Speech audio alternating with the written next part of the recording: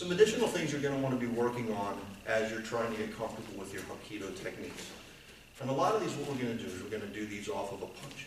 So you're going to want to start to do things like playing with some of your militaries off of a punch. So the punch comes in, and again, we come around, swing, and snap.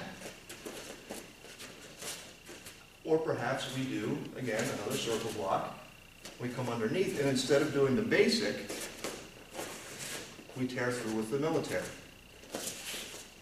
If we go, just use your hand. If we go to the inside of the punch, we come underneath. And maybe now we do this military technique. So play with your punches, or your militaries, off of a punching technique. Again, punch comes in, come under this way, and scoop, and kick out. All of your techniques can be done against a myriad of situations, and so you want to make sure you're incorporating those. You want to understand difference of principle and direction. So if Trent throws a punch, okay, if I go here, it doesn't mean an armbar is out of the question. You can do it like an outside block and go down. That's a very simple way to get somebody into an armbar. But you don't have to do it that way. If you go to the inside for whatever reason, and you come over top, you have an armbar. This elbow is going to extend this way, and if I kneel, it brings him to the ground. Another technique, if you get the punch, circle, and come alongside here, like this.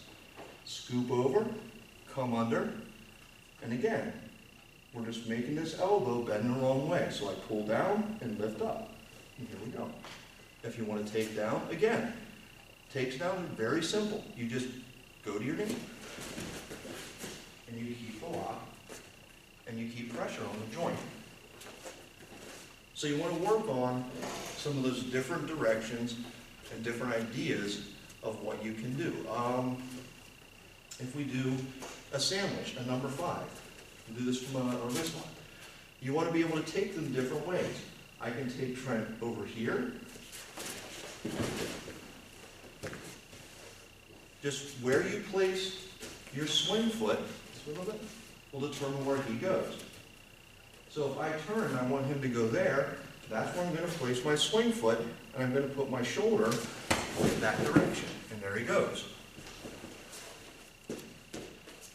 You can take them, we're going to put them over here now. So my swing foot comes around here, and then my shoulder is going to go in that direction. And down he goes. So you want to be comfortable that you can control somebody with these techniques. Place them where you want them. Don't worry about where they want to go. That's not up to them at this point.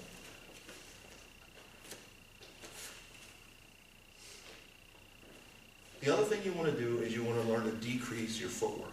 So, if Trent punches, again, we're doing a lot of these off of punches.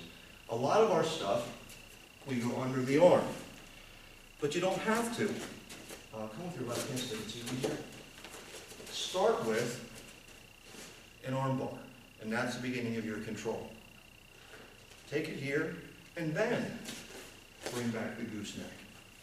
Or take it here. Reach over. Get the inside of the hand. Turn it out. And now we're in our sandwich lock. Go here. Reach under. Get the meat of the outside of the hand. Here. Twist in. Lift up. Now you have your number 4. And something here that you can also see is if we have the number 4, if I just take a step forward and swing, we're in that baseball bat. If I'm in the baseball bat and pull it back and up and in, now we're in our number 4. And if we want to go to number 8 or the pizza tray 1, I just have to step around in front of it. And down it goes. So a lot of these locks can be interchangeable, and depending on what he does, helps guide what I do. Again, for example, if I have Trent up here in this lock, and he decides to fold his elbow over and try to turn out of it. That's fine. Now we go into our chicken wing. Twist it over. So we want you getting comfortable with these locks in a way that you can do it with minimum footwork and maximum effect. So the first and simple way is if the punch comes in, start off with a basic arm bar, and that gives you control to do something else. The other way that we want you to do is instead of stepping into it, you're going to step back. So you're out of range of the punch. Now these are coming from your standard lunge punch. And you're going to come over top and just do like a downward slap block and cross over. So what I'm really doing is taking one hand over and feeding it into the other. And once we get here, now we can go into that number 5, that sandwich lock. Doesn't matter if we do the other hand first. If we go over, if I go over with this hand, it's no different. It just brings me into this lock instead.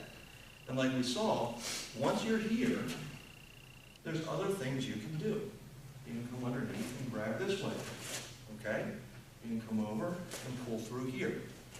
Once you have this lock, you can pull back on the elbow, and now we're in an S-lock position. We can go on top of the elbow. Now we're in an arm bar. We can scoop over top of the elbow. Now we're in the armpit. And then if we kick our foot out, now we're into a military. So when we talk about fluency in your technique, that's what we're talking about. Minimum steps, maximum effect, and the ability to transition between them as you need to. And those are some of the things that will have you well on your way to where you need to be for rank and Hapkido.